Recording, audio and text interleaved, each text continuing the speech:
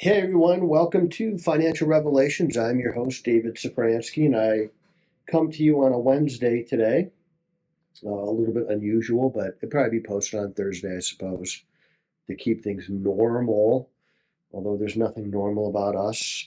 You can always call us, 1 800 344 2534, or you can email Corey. Don't email me, it's just going to go to junk mail. Corey will put you in touch with me. She's going to put her email up.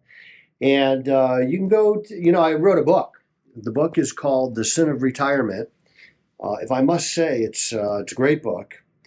It's about really how I think it would be a godly way to look at retirement instead of a life of leisure. And there's nothing wrong with leisure. I like leisure. I leisure from time to time, but it's not the point of my life.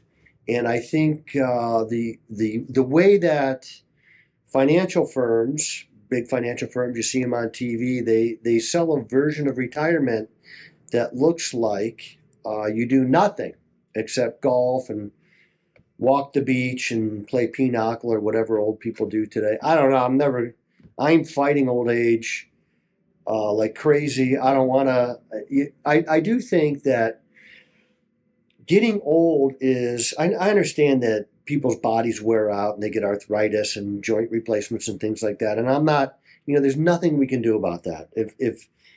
If you've experienced arthritis and inflammation and joint replacements, it's probably not your fault. And even if it is, it's a fact of life. But that doesn't make you old. I think it's a mindset that really makes us old, because we're still very valuable, useful, and relevant if we choose to be. And so we're going to make the choice to be those things: relevant, useful. We're going to make that choice. And how do you do that? And that's what this book talks about. So I want you to get yourself a copy. You can go to sinofretirement.com. Corey's going to put that on there, sinofretirement.com, plus a cover shot of the book. And there's merchandise that you can get there that, I'm political. I think that our industry, this industry that I'm in, is acutely and intrinsically entwined with politics. And we're going to talk a little bit about that today. Not politics in general, but just what's going on market-wise and how this industry is tied to it. And it's inescapable. When you have people that are, I call the Biden administration economic morons, and I stick by that. They really drove down the market, created long-term inflation, and you say, well, it went back down. Yeah, it went back down. But the effect of inflation is really, it's not a one-off. It's not 1 year of inflation. It's cumulative. It's what happens over 5 years, 7 years, 10 years. And that's where affordability questions really come in, because we really strived for a long time to create inflation. The Fed was trying to create inflation. That's what QE was about, quantitative easing, the 0% interest rates. I have a mortgage. You say, well, you're against debt, David. Well, I'm not against all debt. I'm against dumb debt. I'm against running debt on credit cards. Don't do that. That's a bad idea, to run a monthly balance on your credit cards. It doesn't make you dumb or anything like that, but it's not a good idea. And I know that people get into financial straits where their only choice is their credit card. Okay, I get that. Let's deal with the situation as it is, and let's start finding a way to pay those credit card balances down, to get them to zero, so that you can master your finances instead of being mastered by them.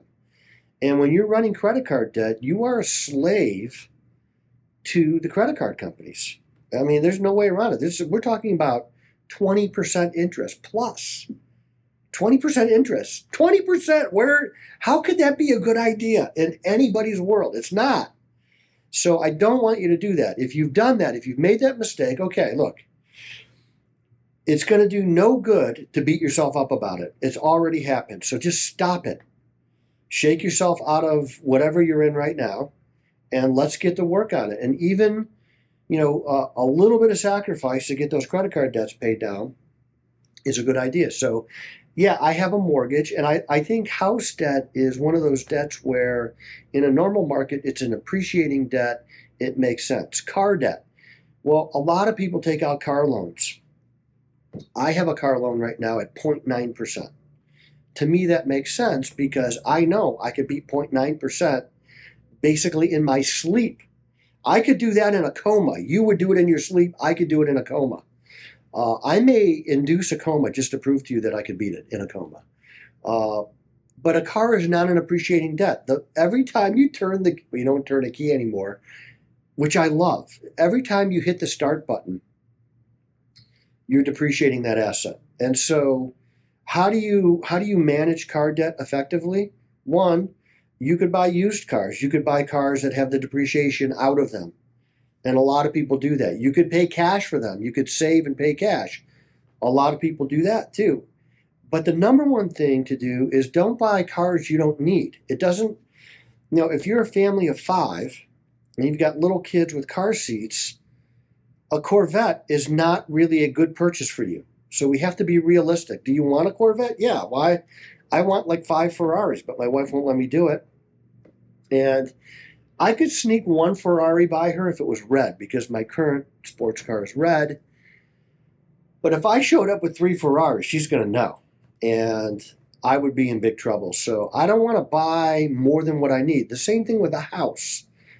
If it's just you and your wife, you don't need a 6-bedroom, 7-bath house. Believe it or not, I once tried to talk somebody out of an 8-bedroom house when they had 3 kids.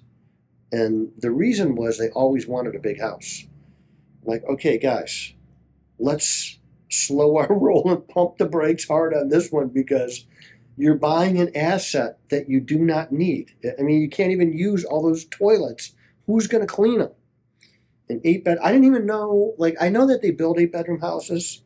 Of course they do, because they build mansions all over the place. But so that's how you manage debt. You buy things. You don't buy more than what you need. You limit your exposure to credit card debt as much as possible. And when you're in credit card debt, you find a way to work yourself out of it. I don't care if you got to take an extra job, sacrifice something that you're spending money on that is not a have-to. What are the have-tos in life? Well, there are things like groceries, the heat, natural gas in Ohio, and some places don't have natural gas. I feel really sorry for you if you've got an all-electric house or you got to use heating oil. You don't realize how cheap your house can be until you have natural gas. I mean, I could have the heat at 75 in the winter and my bill's not going to be high. It's crazy how cheap natural gas is. So you do those things. This is how we manage a budget, and you live on a budget. What is a budget? It's not a spousal budgeting tool that you could take to your spouse and say, look what you did. No, it's a way to know your expenses. So, and it's important in times of rising costs like we're in right now. And I remember when the Biden administration was creating inflation and saying things like, well, it's just transitory, and it wasn't. And then Trump came into office and inflation started to go down. And I was pretty hard on the Biden administration because of the inflation we experienced, because I thought it was purposeful in a lot of ways and totally unnecessary. Consumers don't create inflation. Producers don't create inflation. Government creates inflation by overspending, putting too much money in the marketplace. That's where inflation comes from. And there's other ways that you can create inflation, and we're seeing one of them right now. We're constricting the supply of an extremely important commodity or commodities coming out of the Middle East. And I know you guys know, if you could see the wall behind Corey right now, who's sitting on the other side of this camera, you would see I'm a Donald Trump fan. I went to the inauguration. I voted for him 7 times. No, I'm just kidding, just once. I voted for him 3 times. I voted for him. I voted for him in 16, 20, and 24. And if he would run again, I'd vote for him again. But right now they're creating inflation. This thing in Iran, and I'm not going to go through the justification for it. I am going to say this. There is intelligence that they're never going to disclose because it would disclose ways and means that they got it. And we had people we had the number two guy. Well, actually, the Israelis had the number two guy in the IRGC was a plant. They were paying that person. And this goes through all levels of government that the Israelis are so smart about turning people. And my guess is that we had intel that we will never disclose, or we might not disclose it for years, that proved that we needed to move now. And I do think it's going to work. I do. But it's taking way longer than what I had hoped. And it's creating, for some people, an untenable situation as far as the price of gas and interest rates and other things. It is certainly affecting the economy, and it's going to affect the economy. The longer it lasts, the greater the effect is. Because remember, this is a cumulative effect. If it lasted 1 month, 2 months, or 3 months, and then it went back to normal, like if Iran were settled today, May 12th, if Iran got settled today, Donald Trump is in China right now, and my guess is this is going to be a topic of discussion because China uses a lot of Iranian oil. Most of the oil from Iran goes to China. It goes to other places too, but it's not just oil, it's helium. You think, well, how many kids' parties could there be? Well, it's not about balloons. It's about you use helium in the production of microprocessors, helium. That's constricted. Fertilizer, constricted. Other metals, constricted. That area of the world produces a lot of stuff. And it all goes through that strait. And I do agree that we can never let Iran control that strait. It just cannot be. Unless it's in partnership with us, the Saudis, the sissy British, the sissy French, the sissy Germans right now, and Italians. They basically threw us out to the wind out of fear. And Europe is, I'm not even going to get into that right now, I'll just get sidetracked. So we are creating inflation right now. The Trump administration creating inflation. I was very rough on the Biden administration when they did it. I want to give the Trump administration a little deference here, not because I'm a partisan, which I am. I'll freely admit that. But I also like good ideas, and I don't like bad ideas. And I think it's a good idea to get in the way of Iran getting a nuclear weapon. And it's not just about a nuclear weapon. What they were doing, and I've heard this reported in some places, but what they were doing was building essentially a ballistic missile shield. And so they were building missiles that could reach every European capital. Right now, they have that. And they get it to a point where when it comes to negotiation, they say, well, we're going to do nuclear weapons, and if you get on our way, we're going to bomb London. And they do. And that's way worse than what we're going through right now. It's way worse. And I don't know, nobody knows for sure that they would use a nuclear weapon. But we talked about this before, where the religious zealots in Iran's idea is that they're to bring about the end times. And would they nuke Israel? Probably not. What they would do is they would nuke the Middle East. You see what just closing down the Strait of Hormuz has done to the world. This is a relatively small body of water in comparison. And when you can control that, you can use that lever to stop shipping traffic. Look at what it does. Imagine if they had a nuclear weapon, or they had been able to get that ballistic missile shield where they were unnegotiable. And this is exactly what happened with North Korea. We had teams of people in North Korea. We had the IAEA in North Korea. They were looking at sites. North Korea hid the sites. Nobody knew about it. They were digging them into the side of a mountain. And then one day they told the inspectors, oh, by the way, get out. Well, actually, they said, pack your bags. And the inspectors said, well, should we pack for a wintry place, or should we pack for a summery place? And they said, we don't care. Just be out by noon. Because we have nuclear weapons now. And all negotiations stopped. And we don't want that to happen with Iran. We saw that mistake. And whose fault was it? It doesn't matter anymore. Bill Clinton was the president when it happened. Was it his fault? I don't know. I don't know. Maybe we'll never know. Maybe they were just so good at hiding we were never going to find it. But the information, the intel that we have from Israel and from our NSA and CIA is so good. My guess is we knew exactly what they were planning, and that's why we pulled the trigger. And so I know that there's a lot of Trump haters out there, and there's a lot of people that are upset about this military action in particular, but I promise you, the alternative was substantially worse. So we have this inflation right now. I went to Costco the other day with my truck. It was $140 to fill up my truck. I'm like, yowza! Now, yeah, that's expensive, I know. And it's not going to change my driving habits at all, one bit, not one bit.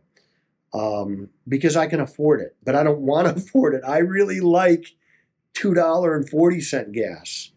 And that's where we will be the moment this thing is over. And you can see it as soon as it looks like military actions are going to stop and the Strait is going to open, oil drops by $10 a barrel. If it came true and we saw shipping flows happening, the cadence of shipping happening, the outbound, the return trip, and the outbound, that's the cadence we need. Oil's going to drop by $30 a barrel. I think you could see it this time next year in the 60s and 50s, maybe even lower.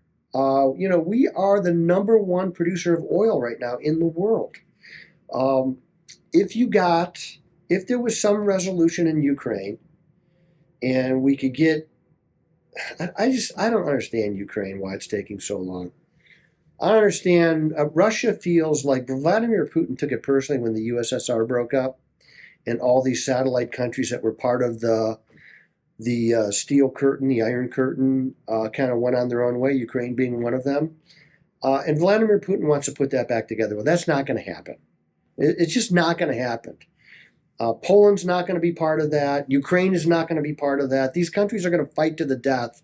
So that's not going to happen. And I hate to say it, but it's probably going to take the removal of Vladimir Putin either naturally or unnaturally.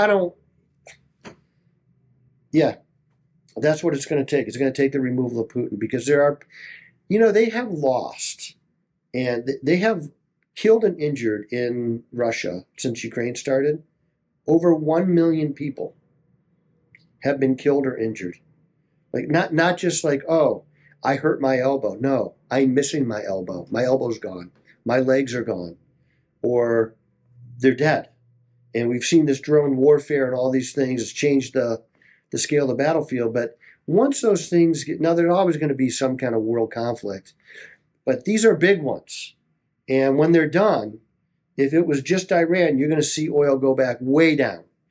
And that's what I'm hoping for. I think, I thought it would be over by now. I'm really thinking within the next 30 to 60 days, we will have some closure on this because we're not going to take forever. And I really do believe now that we killed so much of the leadership structure in Iran, it's hard to know who to deal with. There's articles being written in fairly respectable places and some very respectable places that the rats are starting to talk about fleeing the ships.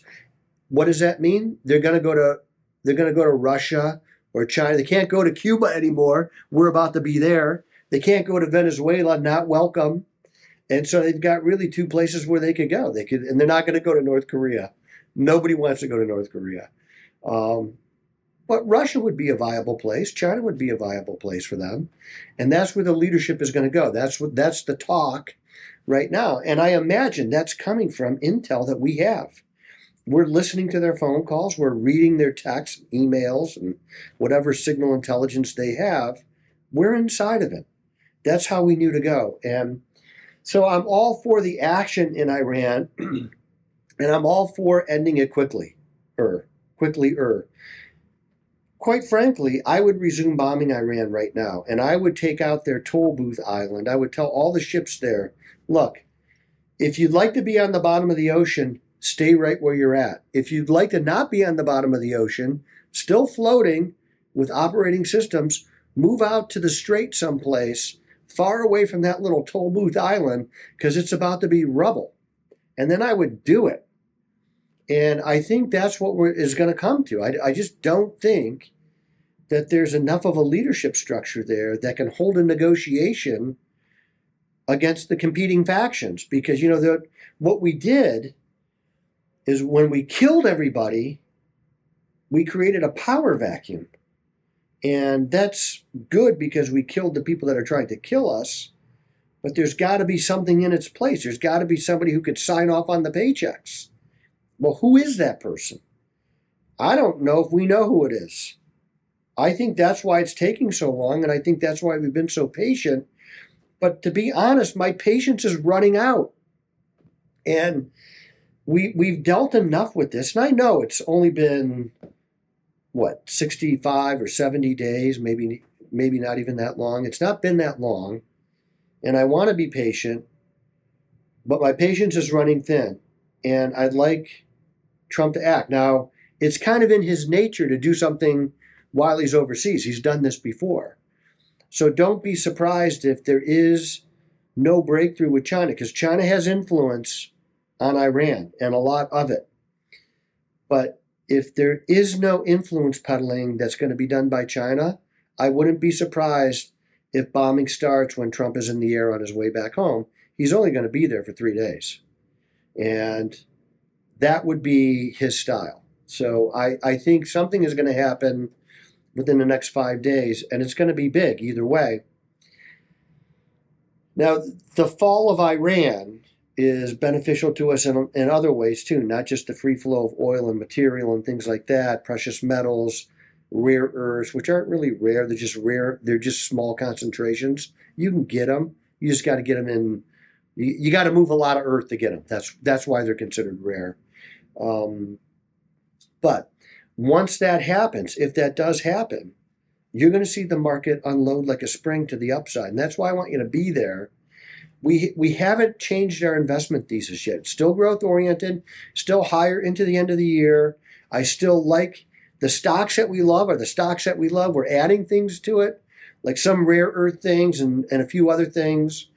So I want you to be growth oriented. And no matter what happens this year, growth oriented is a matter of thought that is a time frame. It's not a single year. It's not 3 years. It's more like 10 years is growth oriented. And this is the place to be. We are by far the cleanest dirty shirt in the laundry. It's not even close. And I know there's some European markets that have performed very well this year, but their major constraint is energy. They're still on the new Green Deal, and it's going to kill them. Now, what I don't want to do is I don't want to fall behind China and the rest of the world in solar. So it's more of an all-in type thing. It's wind to some degree where it makes sense.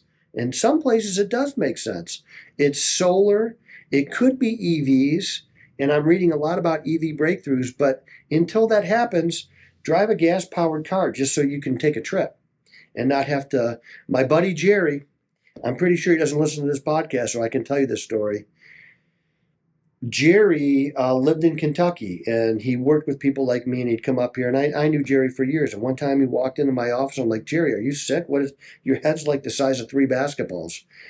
And he's like, no, I bought an EV, and I have to charge it in Columbus on the way here and on the way home, so I stop and eat. I'm like, Jerry, you need to drive down the street to a car dealership and buy a gas-powered car right now, or you're going to explode.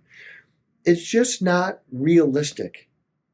EVs are not realistic where we live. It's just the fact of life. So listen, stay growth oriented, stay tuned, be ready to watch this spring uncoil to the upside. Go to my website, Sin of Retirement, order the book. If you say, well, I don't really like to read, it's available on an audiobook. Loser. I am David Szafranski, a real American, a true red-blooded patriot, and the voice you can trust.